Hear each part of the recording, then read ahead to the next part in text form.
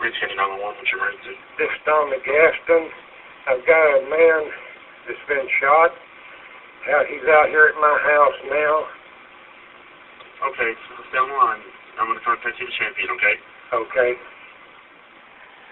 911, what's the address of your emergency? This is Tommy Gaston. I've got a man that's been shot out here at my house. Okay, so he's been shot? Yes. What's your address? 2320. Wait a minute. Hang on. It's 2063 County Road 2320. 2370. County, are you online? Yes, ma'am. Can you confirm address? It shows 2063 Ranch County Road 2370 on 911. Right. Okay. Is this an Emory? Well, yes, it's Rankin County. That's Alba address. 2063 Ranch County Road 2370. Okay, so you're in Alba. Sir, are you there? Hello? Hello. Sir, can you hear me? Hello? Sir, can you hear me? Yes. Okay. All I can hear is counting. County, can you mute your radio? I'm sorry. Sir, alright, sir, I have a few questions that I need to ask you, okay? We're going to get you an ambulance. I need you to stay on the line with me, okay? Are you with the patient now? Yes. How old is he? He's 41. Is he conscious? Yes. And is he breathing? Yes. Okay. Sir? Yes. Okay, I'm sorry. When did this happen? I don't know, just a little bit ago, and we've also got a house on fire out here. And the house is on fire? Is the assailant still nearby? Are they? Is the person who shot him still nearby, sir? Yes, he's right here at me.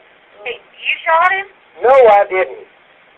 I don't know any more details. I've got to hang up and help him. Sir, I have to ask you these questions. Okay, they're en route. Is there any serious bleeding?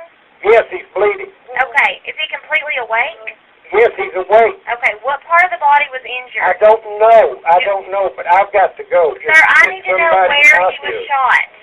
Do what? I need to know where he was shot at. I don't know. He's right there and you don't know where he was shot? Yes. Where's he bleeding He's bloody from? all over. He's bloody all over? Yes. Okay, do you know what he was shot with? No. Is there more than one wound? I don't know. All right, sir, I need you to look and check Helen. so we can help him, okay?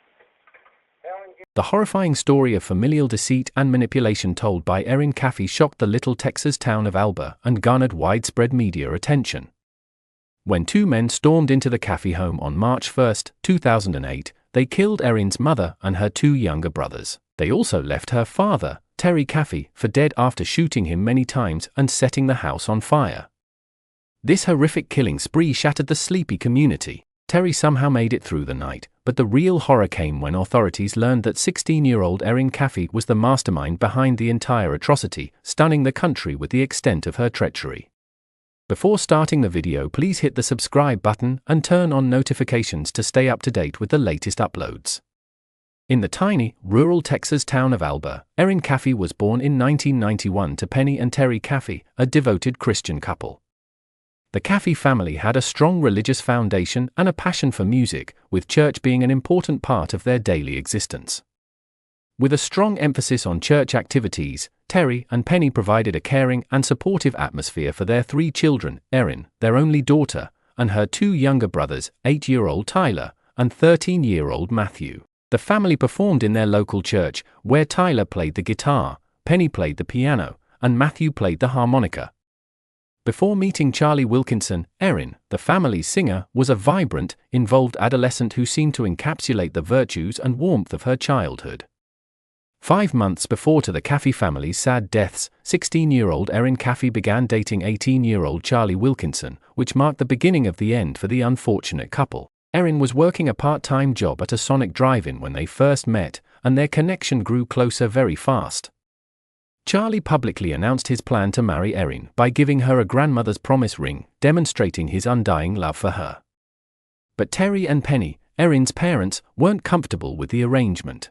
Particularly Terry had a negative impression of Wilkinson from the beginning and later said, "There were just things about him that didn't sit right with me." When Erin's conduct began to shift, their fears grew. Erin used to be a responsible student and devoted churchgoer, but she started to act out in class and disobey her parents. Terry and Penny were concerned and curious, so they looked up more information on Wilkinson online. To their dismay, they discovered references to alcohol and graphic sexual material on his MySpace profile. They made the decision to step in, imposing harsher regulations and insisting that Erin break up with Charlie as they were certain he was a negative influence. However, their attempts to keep their daughter safe backfired. Erin started discussing with friends about murdering her parents in February 2008, after being instructed to end her relationship with Wilkinson. She thought this was the only way she could be with him. As a result, Erin Caffey planned with Charlie Wilkinson and his friend Charles Wade to commit murder. Although there are differing accounts on the identity of the mastermind, Terry Caffey rejects the idea that his daughter came up with it. Wilkinson said that he had suggested that Caffey and him just flee together, but Caffey insisted on carrying out the killings. Wilkinson and Wade pulled into the Caffey home's driveway the day of the killing. Wade's girlfriend and Erin Caffey were waiting outside in the car. Wilkinson told Caffey that he had to murder her younger siblings in order to eliminate any witnesses before he could enter the property. She allegedly responded, "I don't care, just do what you have to do." After entering, Wilkinson proceeded to Terry and Penny's room and used a .22 revolver to shoot the pair as they slept. Terry Caffey, unable to move or talk, lay next to his wife as she passed away after receiving several gunshot wounds. When Wilkinson's rifle jammed, Wade used a blade akin to a samurai to cut Penny, nearly beheading her. The two then made their way upstairs to Tyler and Matthew's hiding place. Terry heard Matthew, his kid, yell, "No, Charlie, no. Why are you doing this?" As the two took turns wielding the sword on him, Tyler was shot in the face and Matthew was savagely slain, and the defenseless father faded into unconsciousness. Then, because Wilkinson had promised Wade $2,000 for his assistance, the two of them robbed the residence in search of valuables. At last, they doused the furnishings with lighter fluid and set the house on fire. As the fire spread throughout the home, Terry Caffey miraculously came to and exited via a window. He crawled for an hour to reach the house of his closest neighbor, at which point the police were summoned. "Where isn't he bleeding from?" the neighbor said in response to the police's question about Terry's bleeding location. Terry was sent for emergency surgery and recovered enough to speak. He identified Charlie Wilkinson to the sheriff's deputies. Wilkinson was quickly apprehended by authorities and detained for interrogation. Then they found Erin Caffey in the trailer where he was residing, and she seemed to be shocked. She reported that she had been kidnapped to the police. In less than a day following the authorities' response to the killings at the Caffey residence, all four suspects were in police custody and engaged in conversation. The abduction theory around Erin Caffey quickly came apart. Wade and Wilkinson both told investigators the same thing: she was the one who came up with the concept for the killings.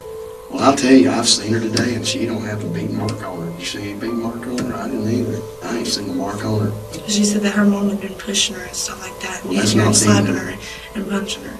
Is it worth killing them? No. Anybody say anything in the car after y'all left the house? What? Erin said, "Holy shit, that was awesome." Holy shit, that was awesome.